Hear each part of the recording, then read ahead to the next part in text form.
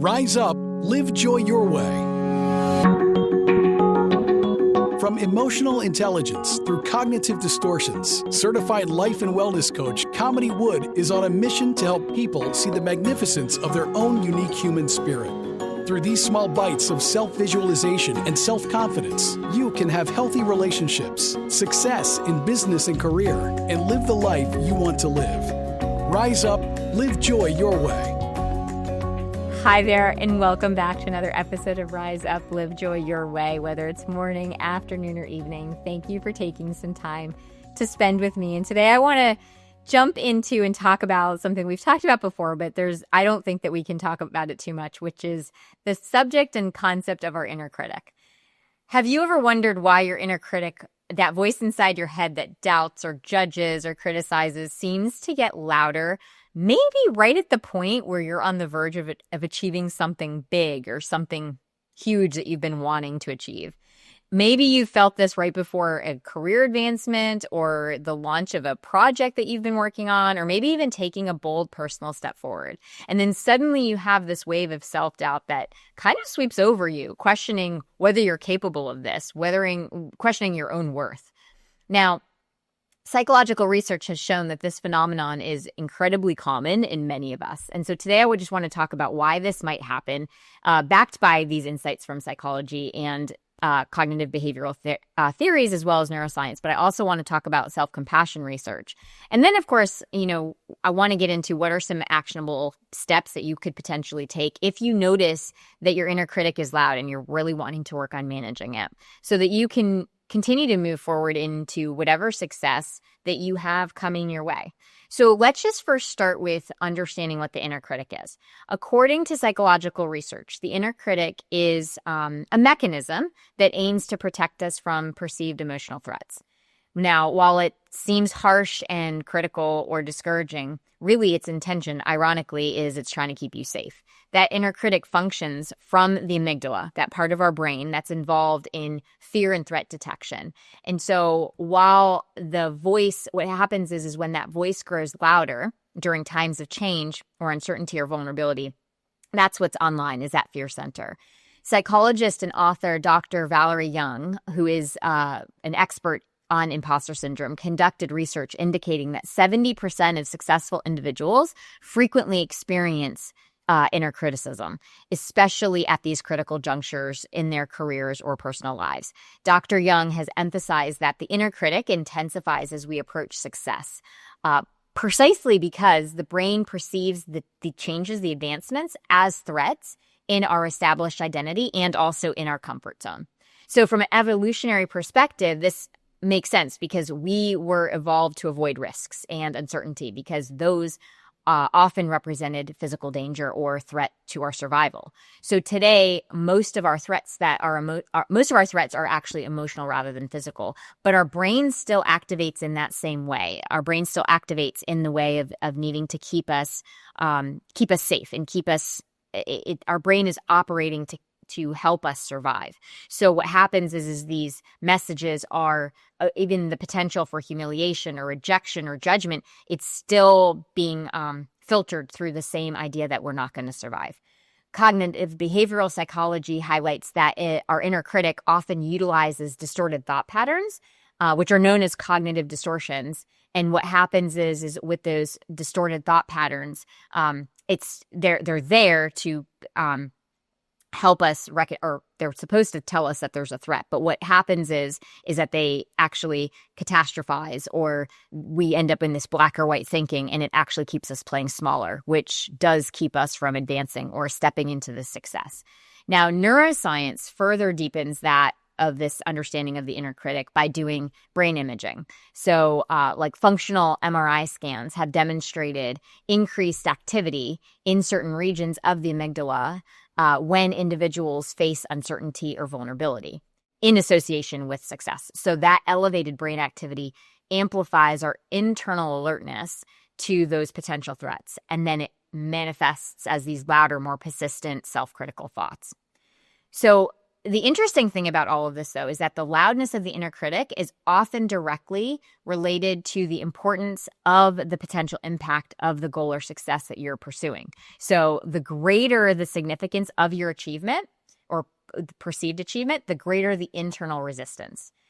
Now, author Stephen Pressfield in Resistance noted that it consistently escalates in direct proportion to the importance of the work or action that you're undertaking. So what that means is the louder your inner critic, the more significant that your progress is likely to be or you're on the precipice of achieving. So now that we have sort of that research behind us, I want to talk about what are some ways that you could potentially move through this. The very first thing is cognitive reframing, and it comes from cognitive behavioral therapy that has repeatedly demonstrated that when you can reframe self-critical thoughts, you're able to shift. So if cognitive reframing involves noticing a negative thought, for instance, and then intentionally replacing it with a more balanced, rational, and compassionate thought. So if there's a negative thought, it's actually challenging it and recognizing what's actually true. So for example, if the inner critic is saying, you're not good enough for this promotion, a reframe on that could be, in asking the question, what's actually true is I have the skills and the qualifications for this role. And so even if a challenge arises, I do have the ability to learn and adapt. And studies have shown that consistent reframing decreases the anxiety and decreases the loudness of that inner critic. The second thing is mindful awareness. Research from mindful-based cognitive therapy demonstrates that developing mindful awareness can greatly reduce the intensity of negative self-talk. So when we become more aware of our critical inner dialogue without immediately believing it, and we don't react to it emotionally, we create a space between our thought and ourselves.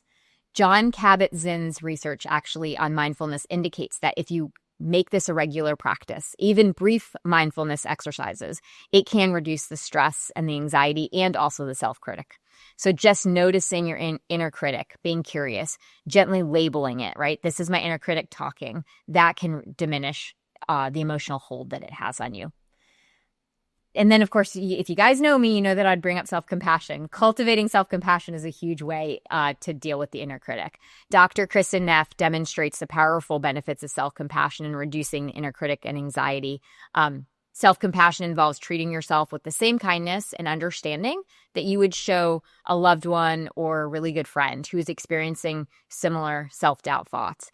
And again, her studies have shown consistently that if you practice self-compassion, so kindness over judgment, you're going to reduce cortisol levels, right? Reduce that stress hormone. You'll reduce the anxiety, and it also enhances emotional resilience. So by doing this on a daily basis and really reaffirming yourself that you are capable, you are worthy, you are exactly who you need to be, it can shift the dynamic that you have with that inner critic. And then, of course, there's exposure and progressive action, which behavioral psychology and neuroscience research say that if you can take consistent, manageable steps towards your goal, you'll reduce anxiety. And that also will reduce or quiet the inner critic's voice. So exposure therapy studies, for instance, indicate that avoiding situations will actually reinforce the inner critic. So what you can do is gradually take steps towards that, and it'll diminish the intensity of the inner critic. So just taking those steady, manageable actions, even if they're small ones, it will prove to yourself that you can handle it, and it will rewire that self-critical thought. And then, of course, journaling. There's so much psychological research around the benefits of journaling as a really helpful method to manage negative self-talk. So just writing down those critical thoughts. First of all, it helps you identify recurring patterns. But again, it gives you space between the thought and yourself. So when you put it down on paper, you can now step into almost observer mode, and you can have it can almost work in tandem with cognitive reframing. And it actually allows you to see it and to actually challenge it. So getting it out of your head and onto paper. So I just want you to remember that, if you are experiencing the inner critic, first of all, it's quite normal. Many of us deal with it, but it also it can really be indicative of the fact that you are on the precipice of something big for yourself. And just understanding the psychology and the neuroscience behind it can really help you recognize that you're not alone or you're not odd for even having inner critic. It's just, once you notice it, what are you going to do about it? So hopefully some of these tools today will help you, but really I encourage you to step into a place of grace and self-compassion. And hopefully as you continue to implement these things, that inner critic, the voice gets quieter and quieter, and you can reduce the volume. And if you'd like to talk about how coaching can help you, feel free to book a time with me anytime at coachwithkamini.com. And until next time, stay well. Thank you for listening to Rise Up, Live Joy Your Way. For more information, book a chat with Kamini at www.chatwithkamini.com or visit her website at www.kaminiwood.com. You can also find Kamini on Facebook or Instagram. Username It's Authentic Me. Thank you for listening.